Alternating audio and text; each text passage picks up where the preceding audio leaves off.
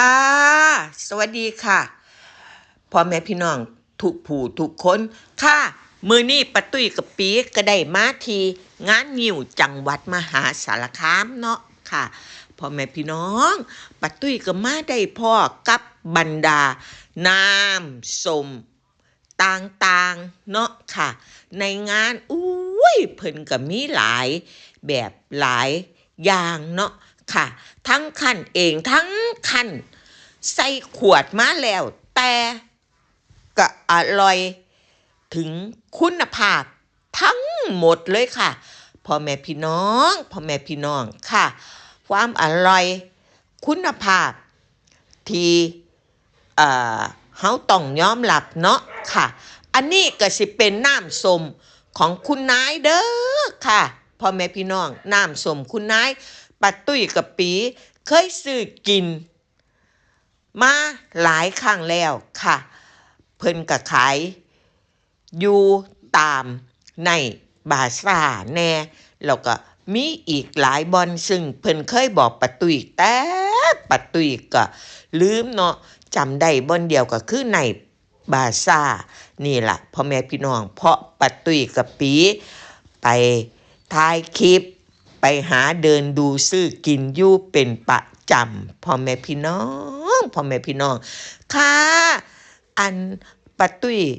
ก็ออกจากร้านคุณนายเด้อค่ะพ่อแม่พี่น้อง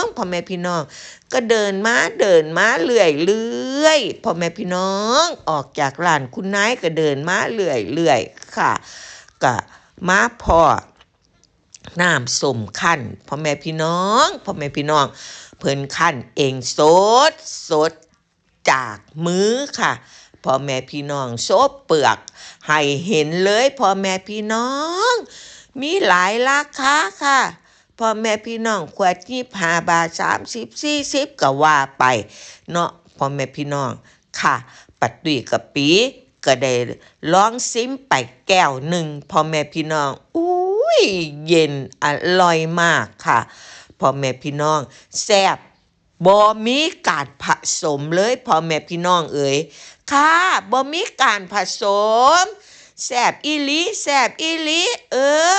นี่ล่ะค่ะอันน้ำส้มคั่นสดค่ะพ่อแม่พี่น้องหลังจากกินน้ำส้มสดแล้วป้าตุ้ยก็เดินมาเรื่อยค่ะพ่อแม่พี่น้องกะมาพอน้ำส้มปั่นค่ะพ่อแม่พี่น้องเพิ่นก็สิมีหลายอย่างให้เฮาได้เห็นเนาะค่ะมีทั้งน้ำบักพร้าวค่ะพ่อแม่พี่น้องน้ำบักพร้าวน้ำแตงโมเนาะค่ะน้ำสตรอเบอรี่น้ำเกวีค่ะพ่อแม่พี่น้องน้ำเสาวรสน้ำส้มของเฮานี่ล่ะค่ะพ่อแม่พี่น้องน้ำแตงโมป้าตุ้ยบอกไปคันป้าตุ้ยบ่ทันได้บอกก็ขอบอกเลยเนาะค่ะว่าน้ำแตงโมก็อร่อยค่ะพ่อแม่พี่น้องคุณพี่นี่เพิ่นเป็นดาวมหาลัยเด้ค่ะพ่อแม่พี่น้องเพิ่นก็ขายอยู่ในบาซ่าคือกันค่ะ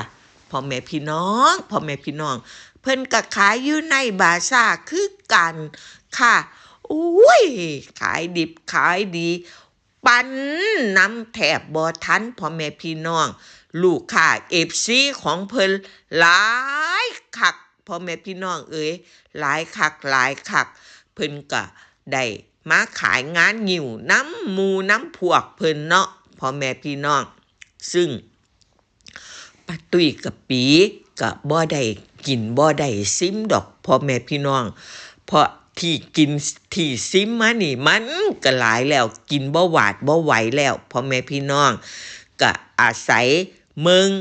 จากลูกค้าเพิ่นนั่นล่ะค่ะพ่อแม่พี่น้องลูกค้าเพิ่นก็มาซื้อมาหากันสั่งน้ำนั่นน้ำนี่ก็ได้เมืองได้เห็นก็สิแซ่บตัวเนาะพ่อแม่พี่น้องเนี่ยเป็นตะกินให้ขาดคักค่ะนี่ละพ่อแม่พี่น้องป้าตุ้ยกับปี ก็ได้พาพ่อแม่พี่น้องมาพ้อกับน้ำส้มต่างๆค่ะในงานงิ้วจังหวัดมหาสารคามเนาะค่ะพ่อแม่พี่น้องคันพ่อแม่พี่น้องพ่อเพิ่นอยู่ไสก็อุดหนุนพวกเพิ่นแน่เด้อค่ะเป็นน้ำส้มที่มีคุณภาพทุกเจ้าค่ะพ่อแม่พี่น้องค่ะน้ำส้มที่มีคุณภาพทุกเจ้าเด้อค่ะบ่ว่าสิคั่นมาแล้วบ่ว่าสิมาคั่นสดบ่ว่าสิมาปั่นสดค่ะล้วนมีแต่คุณภาพทั้งนั้นค่ะป้าตุ้ยกับปีการันตีค่ะ